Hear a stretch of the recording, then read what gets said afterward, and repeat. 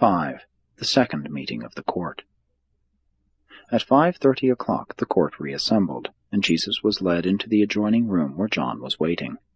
Here the Roman soldier and the temple guards watched over Jesus while the court began the formulation of the charges which were to be presented to Pilate. Annas made it clear to his associates that the charge of blasphemy would carry no weight with Pilate. Judas was present during this second meeting of the court, but he gave no testimony. This session of the court lasted only a half-hour, and when they adjourned to go before Pilate, they had drawn up the indictment of Jesus as being worthy of death under 3 heads.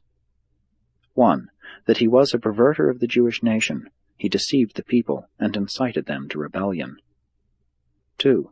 That he taught the people to refuse to pay tribute to Caesar. 3. That, by claiming to be a king and the founder of a new sort of kingdom, he incited treason against the emperor.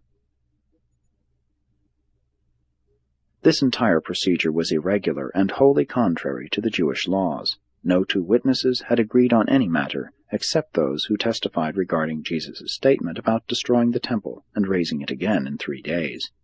And even concerning that point, no witness spoke for the defense, and neither was Jesus asked to explain his intended meaning. The only point the court could have consistently judged him on was that of blasphemy, and that would have rested entirely on his own testimony. Even concerning blasphemy, they failed to cast a formal ballot for the death sentence. And now they presumed to formulate 3 charges, with which to go before Pilate, on which no witnesses had been heard, and which were agreed upon while the accused prisoner was absent. When this was done, 3 of the Pharisees took their leave. They wanted to see Jesus destroyed, but they would not formulate charges against him without witnesses, and in his absence. Jesus did not again appear before the Sanhedrin court. They did not want again to look upon his face as they sat in judgment upon his innocent life. Jesus did not know, as a man, of their formal charges until he heard them recited by Pilate. While Jesus was in the room with John and the guards, and while the court was in its second session, some of the women about the high priest's palace, together with their friends, came to look upon the strange prisoner, and one of them asked him, "Are you the Messiah, the Son of God?" And Jesus answered, "If I tell you, you will not believe me, and if I ask you, you will not answer."